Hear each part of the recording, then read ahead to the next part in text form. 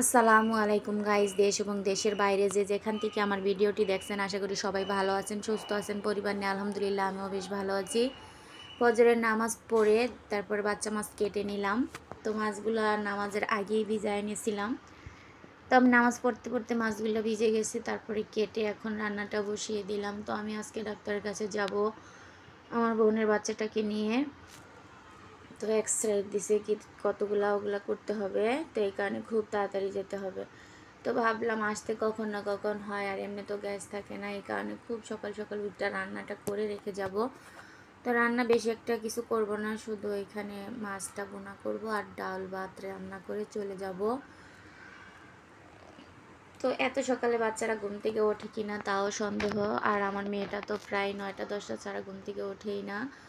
তো রাতে 10-11টা বাজে 12টা বাজে ঘুমাইলে আর কি দেখা যায় 9টা-10টা বাজে ওঠেই আর কি।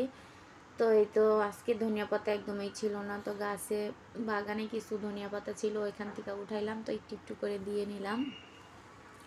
আর ওদের জন্য 2টা ডিম সিদ্ধ করে নিয়েছি। আর এত সকালবেলা বের হব, ওরা তো তেমন খাবে না, তো মিষ্টি আর কেক নিয়ে নিলাম, যেহেতু আমি একা একা যাব, ওদেরকে নিয়ে আবার বের হয়ে কিছু কিনে দিব ওইটা সম্ভব হবে না, 2টা বাচ্চা যেহেতু।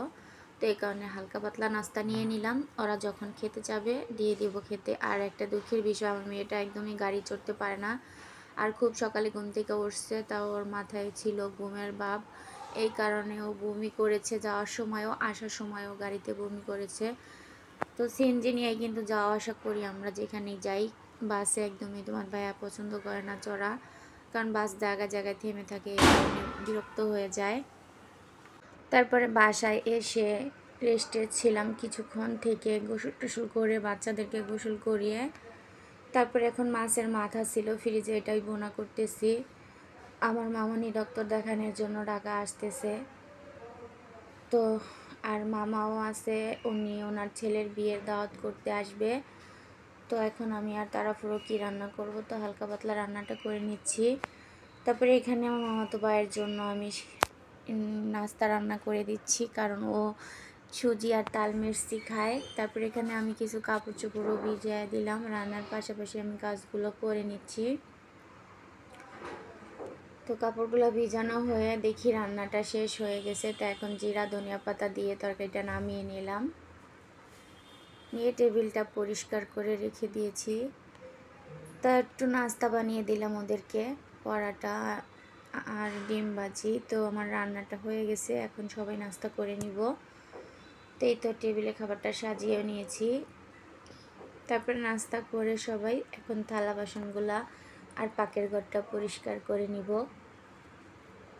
দেখা যায় রান্না করতে করতে 10টার 10:30টার মতো বেজে যায়, কখনো 11টাও বেজে যায়।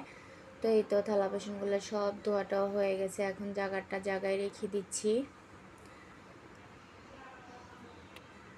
আর আমার পাকের ঘরটা একদমই ছোট, কি আর বলবো তোমাদেরকে। এখন আবার জগ গ্লাসগুলো একটু মেজে পরিষ্কার করে টেবিলে সাজিয়ে রেখে দিলাম, দিয়ে চুলাটা পরিষ্কার করে নিচ্ছি।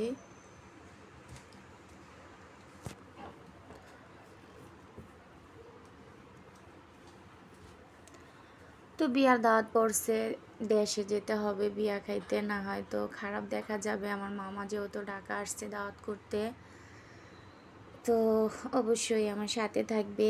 বিয়েতে কি কি করলাম, কি কি করব অবশ্যই দেখতে পারবে। তো এই তো চুলার পাটটা পরিপাটি হয়ে গেছে, এখন একটু পানি ফুটাইতে দিয়ে দিলাম। আজকে অনেক টাইমটা দেখা যায় গ্যাস আছে। তো এখন এই যে চুলার পাটটা পরিপাটি করা হয়ে গেছে, তারপরে ঘরের কাজগুলো করে নিব। তো এই তো বিছনাদারিগুলো এখন উঠাইয়া ঘর টরগুলো ঝাড় দিয়ে মুছে নেব।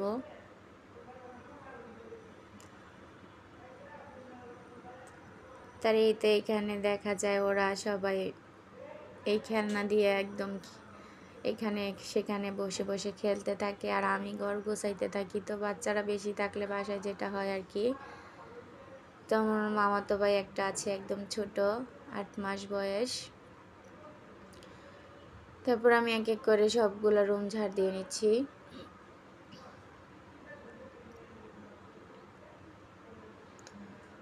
তো আমার মামাতো ভাই দুইটা মাশাল্লাহ অনেক চঞ্চল, আর আমার বোনের ছেলে আর আমার মেয়ে মানে সবাই মিলে বাসাটাকে একবারে আঙ্গায় রাখতেছে কয়দিন হইল।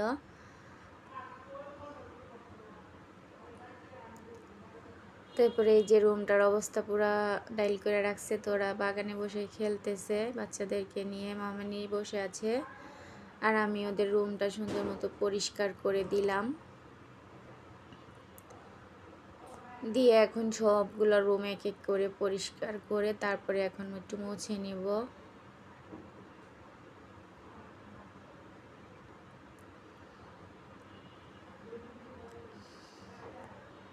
তো এবার তো ঈদে গিয়ে অনেক দিন থেকে আসলাম, তাই এখনও আবার কোনো একটা উদ্দেশ্যে যাওয়া হবে। আমার তো অনেক বেশি ভালো লাগতেছে, কারণ দেশে বাড়িঘর করছি, দেশে গেলে অনেক বেশি মায়া লাগে, আবার ঢাকায় আসলে একদমই ভালো লাগে না, এটা আর কি।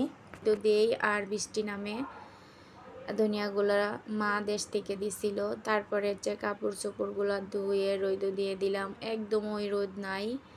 তো কি করি, একটু বাতাস টানলে তারপরে রোদ দিয়ে দিই। তো আল্লাহ হাফেজ।